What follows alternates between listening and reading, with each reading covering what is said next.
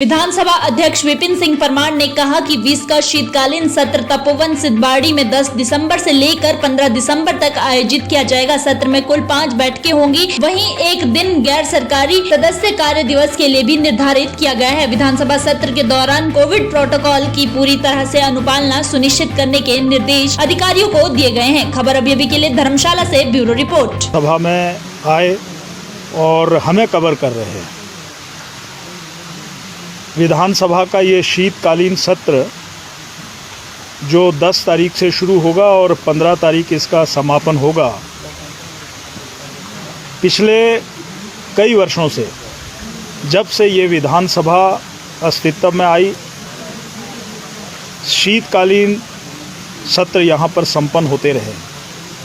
परंतु अगर पिछले हम 2 सालों की बात करें तो कोरोना ने पूरे देश और दुनिया के बढ़ते हुए कदमों को रोका है और हम पिछले वर्षों में ये शीतकालीन सत्र नहीं कर पाए।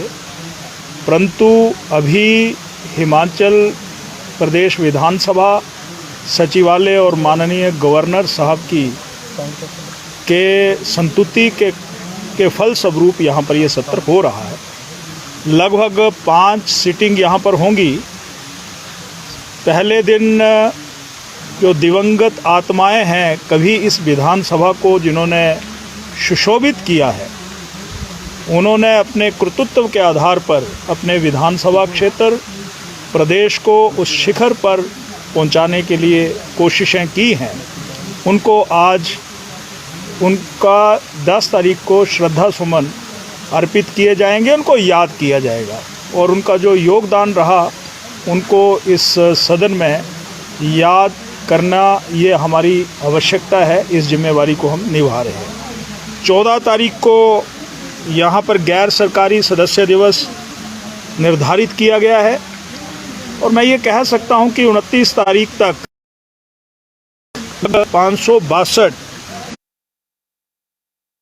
576 सूचनाएं आई हैं, जिसमें तारांकित प्रश्न है, अतारांकित प्रश्न है और उसमें मैं कह सकता हूं कि नियम 62 के अंतर्गत, नियम 101 के अंतर्गत, नियम 130 के अंतर्गत जो सूचनाएं आई हैं वो जिन्हें सरकार को भेज दिया गया है और सरकार उस पर आगामी कार्रवाई हेतु प्रेषित कर दिया गया है। इस विधानसभा में की चर्चा होगी।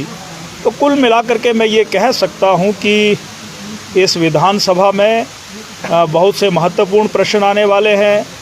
प्रदेश जहां पर स्वास्थ्य सुविधाओं, जहां पर जल शक्ति विभाग से संबंधित, जहां पर लोक निर्माण विभाग के संबंधित, या हिमाचल प्रदेश को और हम खुशहाली कैसे प्रदान कर सकते हैं, तो अलग अलग नियमों के तहत यहाँ पर ऑनरेबल एमएलएज चर्चा करने वाले हैं। ये मैं आपको बताना चाहता हूँ। तंत्र की ये खूबसूरती है कि जहाँ पर सत्ता पक्ष होता है वहाँ पर विपक्ष भी होता है।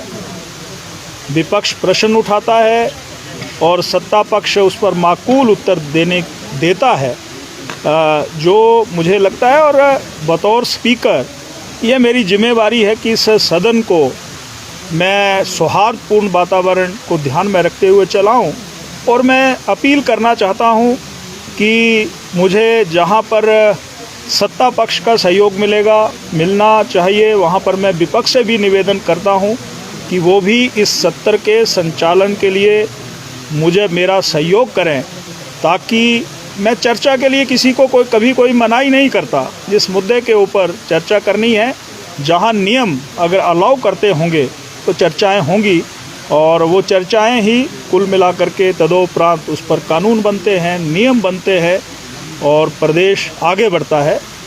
ये उन सभी की जिम्मेवारी है जो एमएलएज यहाँ पर जीत करके आए हैं, क्योंकि वो जनता के माध्यम से जीत करके आए हैं, जनता के लिए है।